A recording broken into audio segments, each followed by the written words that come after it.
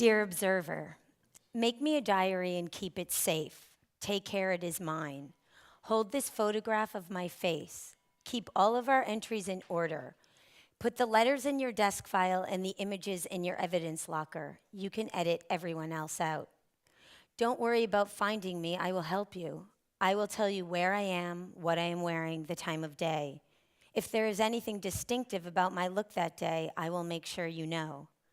Hold on to my diary for at least 7 years. I'm enclosing a check. Use it for whatever expenses you have. Sincerely, Jill Magid. This is the first letter I sent to the Liverpool Police Department in 2004, which began my project Evidence Locker. Liverpool's citywide CCTV system was the largest of its kind in 2004.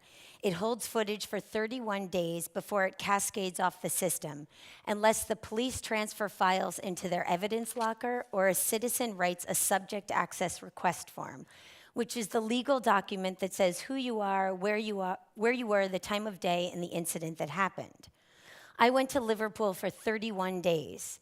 Every day I wrote a subject access request form and I wore red. By law, the police had to search me on the system and pull the footage into their locker. This novella is a collection of my forms which I treated as love letters to the observer. At the end of my 31 days, I had 14 hours of official police footage in my locker.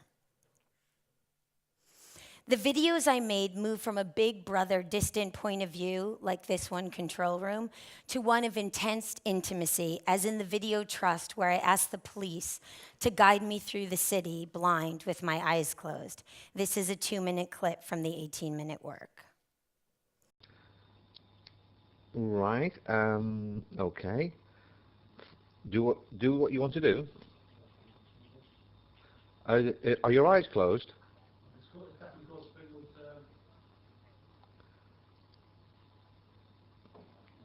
Yes, at the moment. There's several people approaching you. There's quite a lot of people, actually. Just be careful. There's a little old lady in front of you. To your right. No, you carry straight on. You're going to your left, Jill. You're veering off. Stop, Jill. Right, turn right a little bit. Right, that's better now. Now you're back on course again, and walk straight ahead. Now, stop again. Stop. You're veering left all the time. You're done. Try it again. Yep. You're getting a few strange looks, but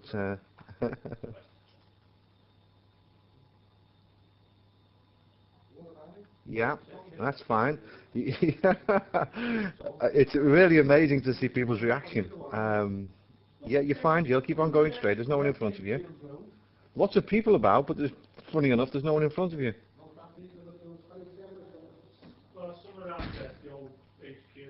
Yeah, that's fine. Looks great. I'll try and zoom in a little bit. There's quite a few people around you now. Yeah, keep on going. You're okay. It's fine. Now, you're veering to your right now, Jill. Can you turn left a little bit? A little bit more. That's it. That's fine. And walk straight again. That's it. Excuse me? Stop it. My next project I'm going to talk about is the Spy Project, which began with a commission from the AIVD, which is the Dutch Secret Service, in 2005. It was first shown in 2008 and finished with the confiscation of multiple works of mine and a highly redacted novel in 2010. I was commissioned by the Dutch Secret Service to make a work for its new headquarters. The organization solicited me to help improve its public persona and to provide the AIVD with a human face. With full security clearance, for the next 3 years, I met with 18 willing agents in nondescript public places such as bars, hotels, airport meeting points. As the AIVD restricted me from using any recording devices, I collected my contacts' personal data in a series of handwritten notebooks. I then drafted a report of my meetings, amassing the details of the individual sources into a collective persona that I termed the organization. The first exhibition of my work was at The Hague in 2008, and it marked the official end of my commission. This is the installation there of I Can Burn Your Face. Each pile of neon describes one of the agents that I met with.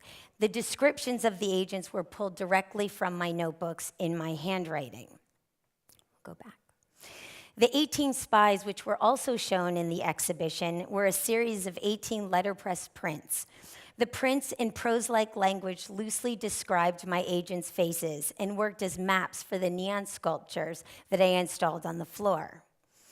At the end of the exhibition, and with the submission of my report, the AIVD determined I was a national security threat.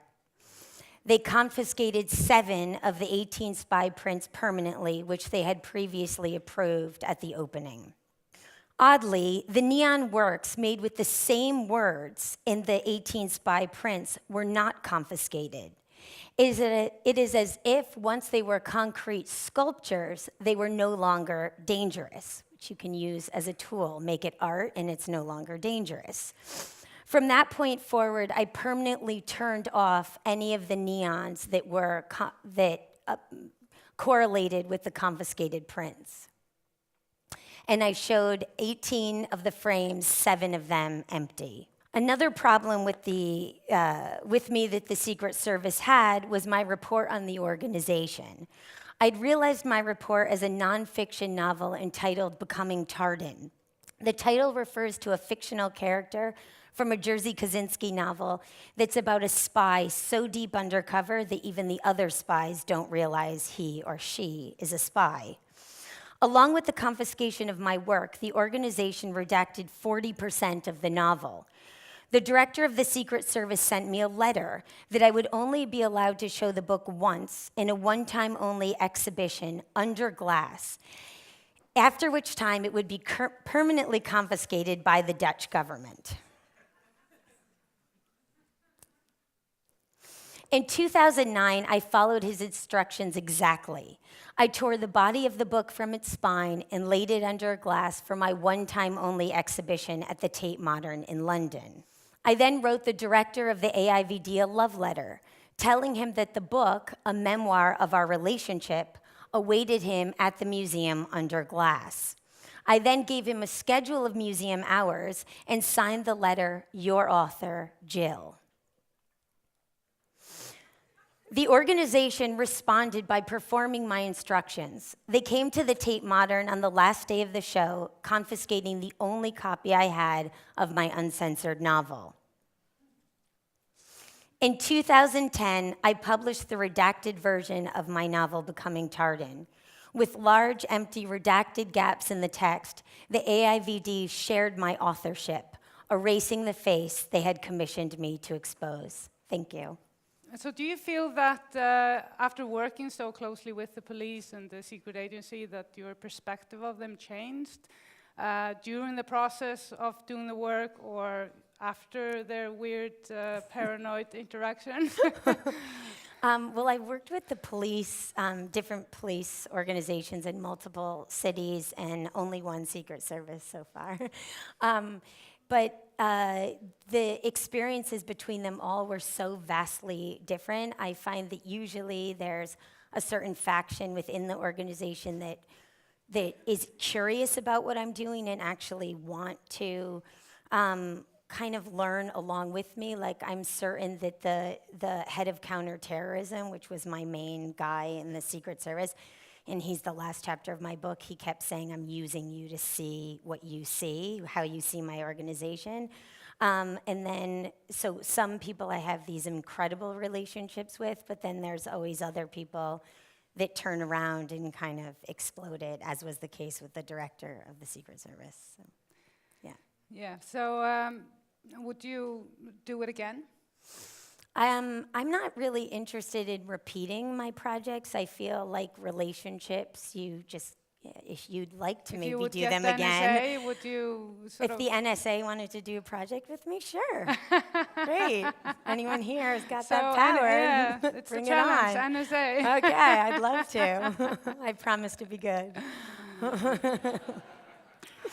So what's next? I'm working on a project right now that has to do with corporate ownership of an artist's legacy and what it means for a corporation to be in control of how an artist's memory goes into history and who has access to that. So it's still about access in the law. Well, thank you very much. Thank you.